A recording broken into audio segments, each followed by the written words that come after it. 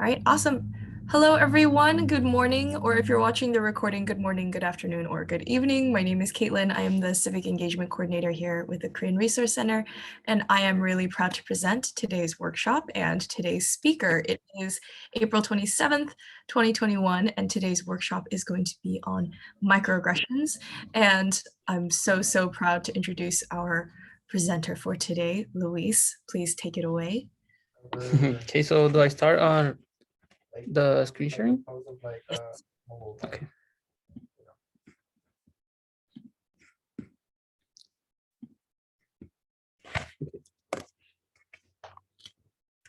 All right. So, hello everyone. Good morning. My name is Luis Hernandez. I'm currently a student at Los Angeles College. I'm 20 years old, and my pronouns are he and him. Today, I'm going to be presenting about microaggressions. Okay. What are microaggressions? Sorry, just one second. Okay. A microaggression is a subtle verbal or nonverbal behavior committed consciously or not that is directed at a member of a marginalized group and has a harmful derogatory effect. Microaggressions, despite being more subtle and theoretically less damaging than over-discrimination or intolerance, in reality being subjected to chronic microaggressions over time could be harming your mental health. Many times we experience these situations in our daily life without even noticing or perpetrating them.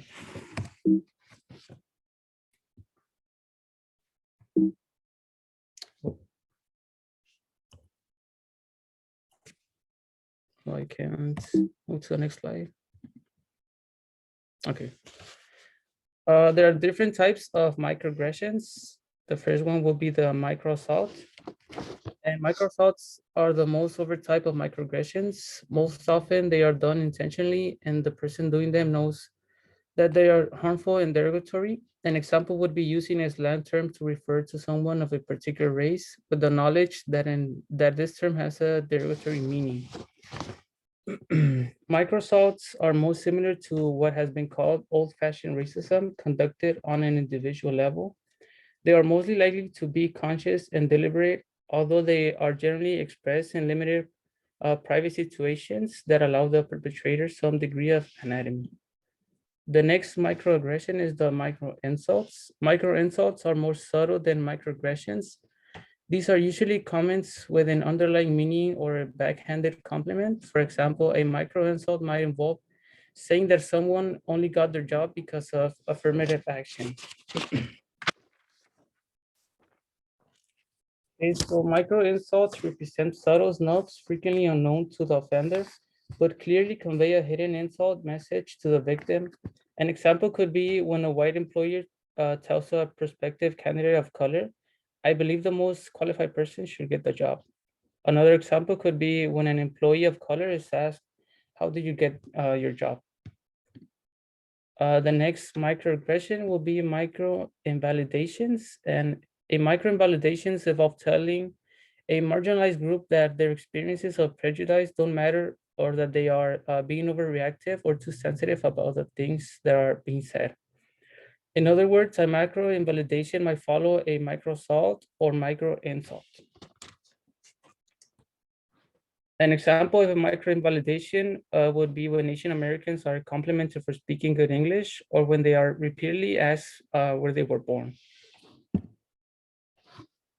There are also different forms of microaggressions. We have the verbal microaggression, behavioral microaggression, and environmental microaggressions. Verbal microaggression is a comment or question that is hurtful or stimulating to a certain marginalized group of people. For example, saying, "You're so small for a woman," would be a verbal microaggression.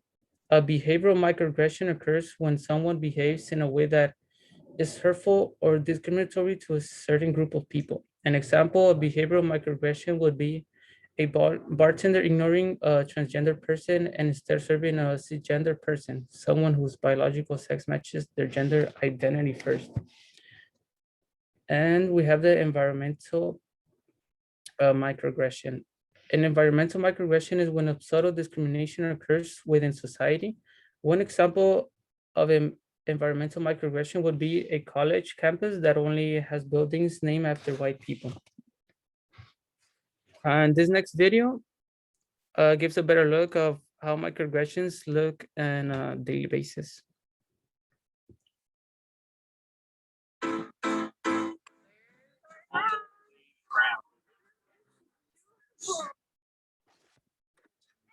Get off of me!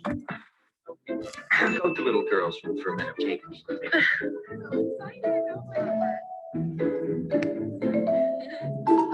There's going to be some things that you're going to be able to get that other people in the office don't get. One of them, gym membership. You want me to lose weight? I don't want you to.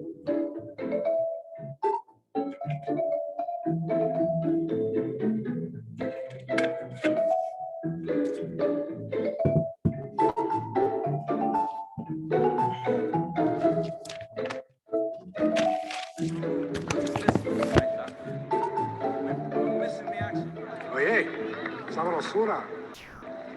You want to have some ice cream with my family? Get lost, Mom. Microaggressions are along a continuum from being very deliberate and conscious to being outside one's conscious behavior.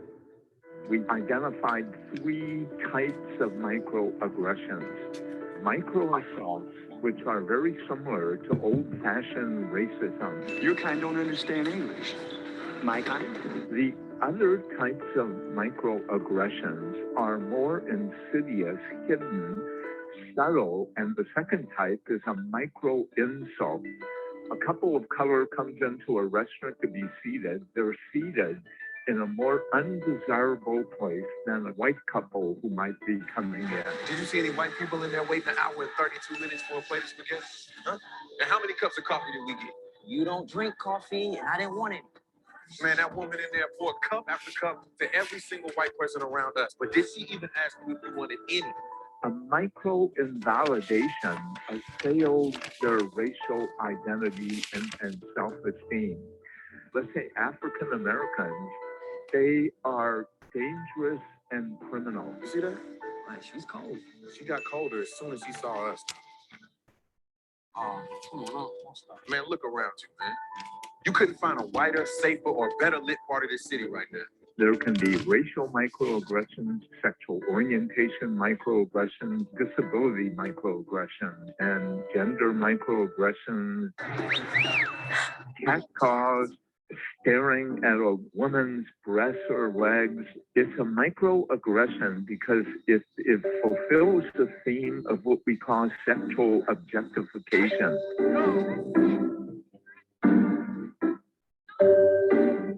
I love the fact that you're a grandma. Oh, God! You are! You're a hot grandma! Oh, my God! Environmental microaggressions are a hostile and invalidating climate. If you choose to stay, you will be uncomfortable. Yo, Mook! Mookie! What? Come get the brothers up on the wall. Man, ask Sal, right? Hey, Sal, how come you get the brothers up on the wall here? You want brothers on the wall? Get your own place. You can do what you want. Yeah, I'm making trouble.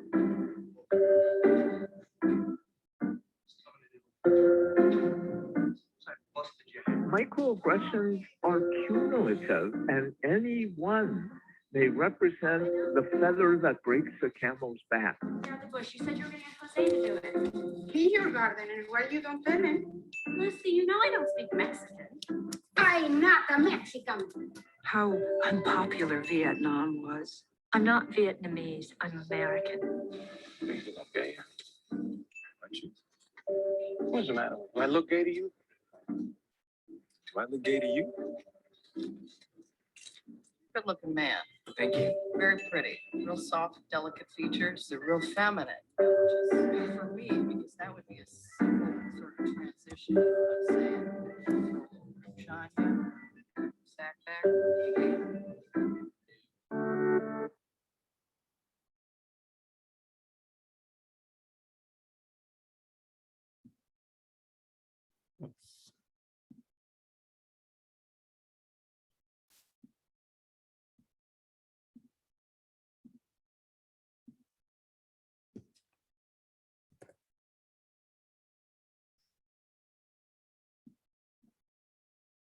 Okay, so moving forward, What are the groups affected by microaggressions? Any marginalized group has the potential to be the target of microaggressions. Historically, this has included ethnic minorities, women, people with disabilities, and LGBTQ, although any marginalized group has the potential to be affected, including person with mental illness. What are the effects of microaggressions?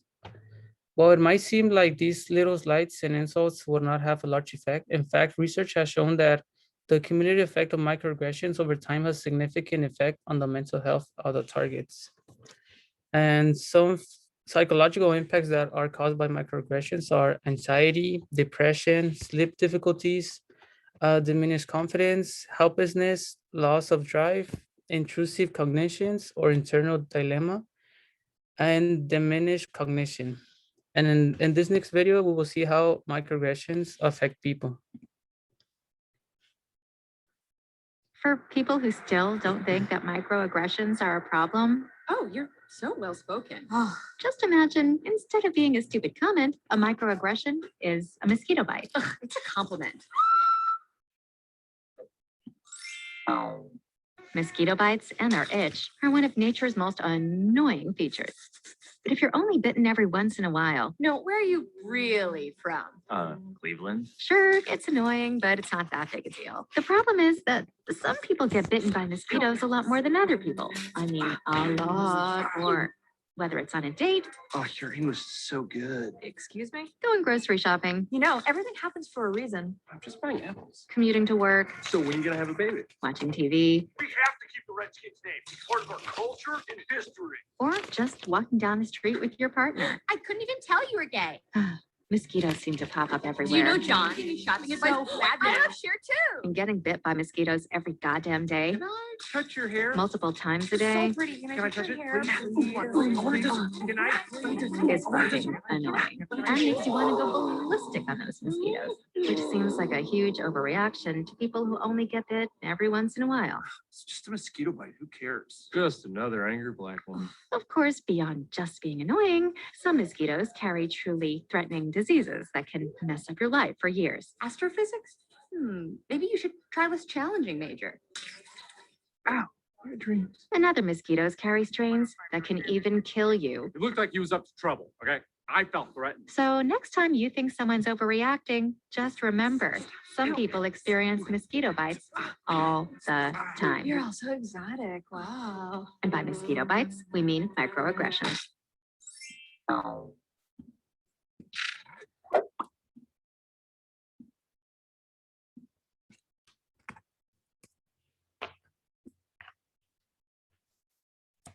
Okay, so moving forward. What makes microaggressions different from other rude or insensitive actions or comments? Microaggressions are more than just insults, insensitive comments, or generalized jerky behavior.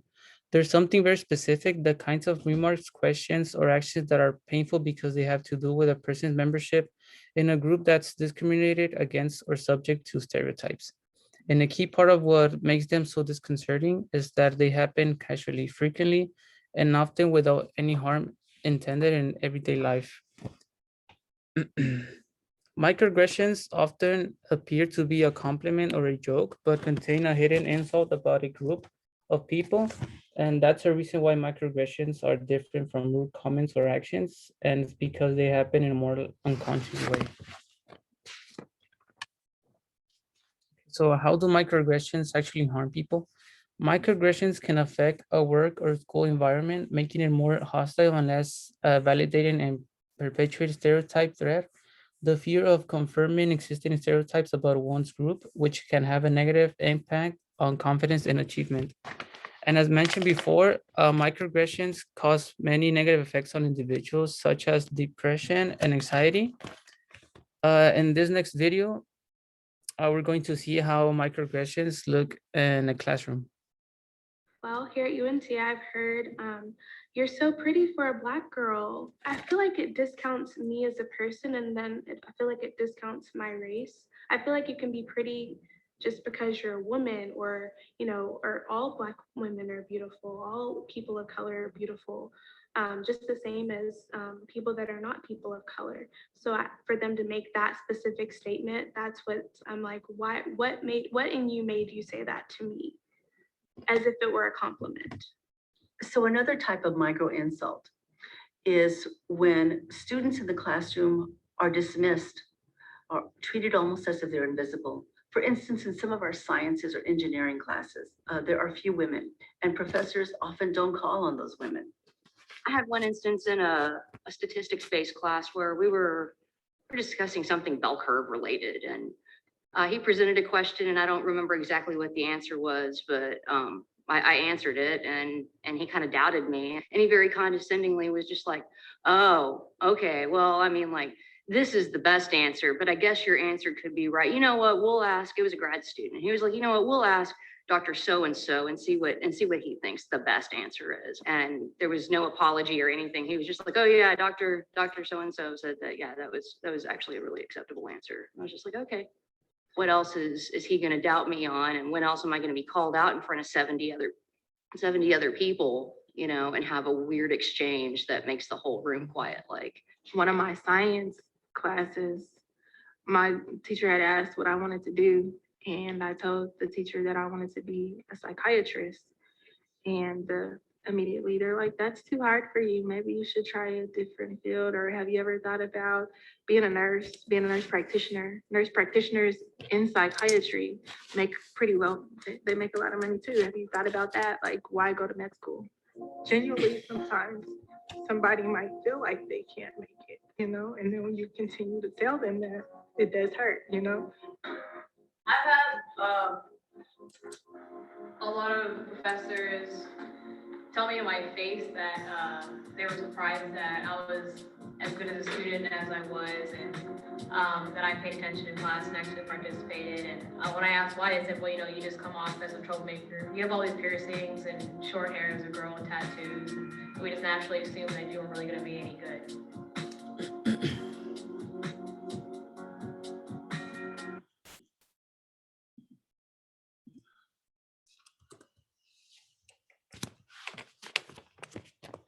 Okay, so moving forward, what to do if I want to avoid subjecting people to microaggressions? It's not very hard to put some thought into the biases you might hold. Become curious about the way your words and actions are perceived by others. Listen when people explain why certain remarks offend them, and make it a habit. Stop for a bit and think before you speak, especially when you're weighing in someone's identity. Some ways to avoid subjecting people to microaggressions would be constantly vigilant of your own biases and fears. Seek out interactions with people who differ from you in terms of race, culture, ethnicity, and other qualities. Don't be defensive. Be open to discussing your own attitudes and at how they might have hurt others, and or in some sense reveal bias on your part. Be an ally by standing personally against all forms of discrimination. And preventing microaggressions. How do we prevent microaggressions as individuals, as a society, and as a member of the global community? Aside from calmly stating how microaggressions hurt you as a target, there is also a need to talk about how to avoid engaging in microaggressions yourself. In this way, the only way to stop microaggression is for everyone to confront their own inherent biases. And to do this, you will need to expose yourself to a wider variety of situations and people, and perhaps things that make you uncomfortable. This means being open to becoming friends with people from different places and people who have ideas that are different from yours. No, you don't need to change your morals and values, but you need to be open to learning about others people as individuals without immediately perceiving them as being part of a particular group. In addition, if someone speaks up and tell you that what you've said or done is hurtful for them, it is important to listen. Above all, think before you speak and consider how it will impact those around you. And to finish off, how to manage microaggressions. How do you cope if you are the target of microaggressions? If you've been the target of a micro insult or micro assault or any other type of microaggression, you might feel confused about how to respond. It is important to take some sort of action to protect your mental health As already noted, feeling frustrated and unable to respond will lead to chronic stress and deplete your mental health. It is important to bring microaggressions to light because otherwise, the transgenders might not know how It is important to bring microaggressions to light because otherwise, the transgenders might not know how they make you feel. While it might be natural to be annoyed or angry, the better approach would be to calmly state how the situation made you feel so that the other person is aware. If someone isn't aware of how their words or behavior are affecting you, calmly letting them know is the first steps towards educating people. And remember that it's very important to let people know you don't feel comfortable with if something that they stated. And this last video, we will see how people respond to microaggressions. I guess I'm still learning how to deal with microaggressions with mental illness and being a Black woman.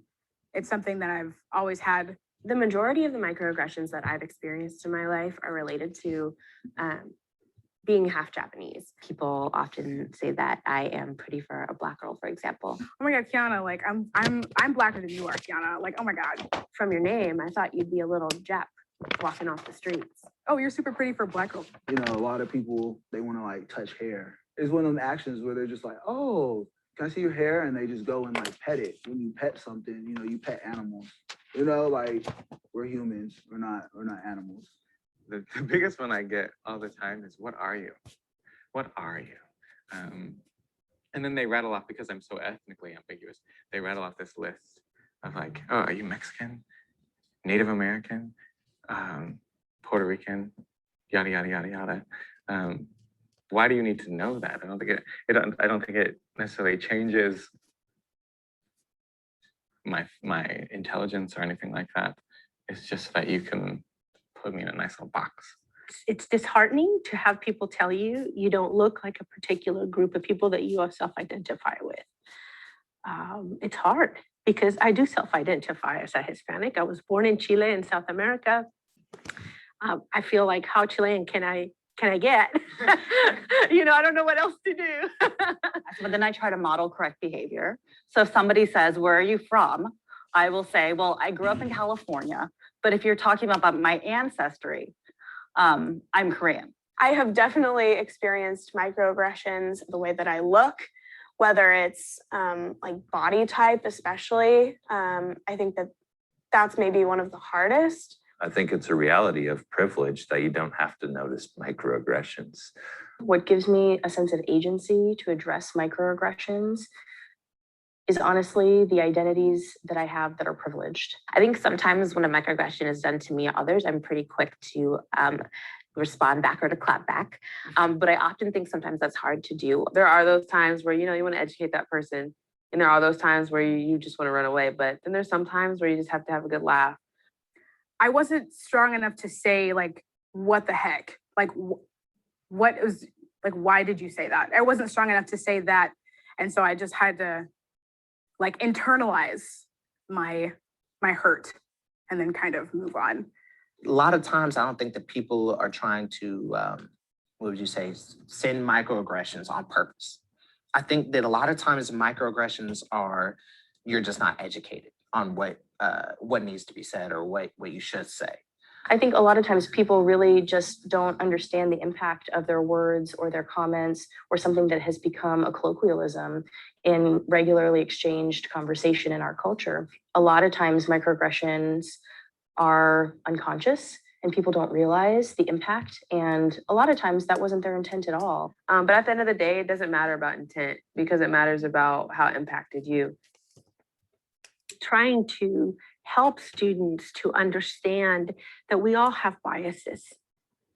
They may not necessarily be, you may not necessarily know them, that know exactly what they are, but I think we all have them.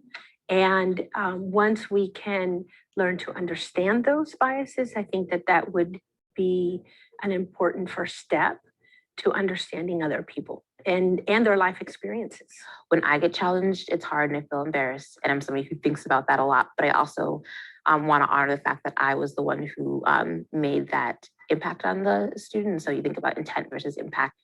I think it's hugely important not to let that microaggression just pass by without anything being said.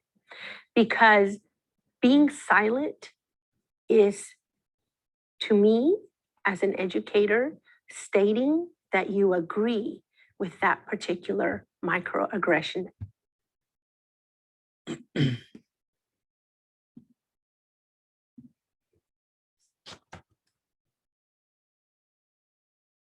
Okay, so that pretty much concludes with my presentation. Thank you everybody for being here and for your time.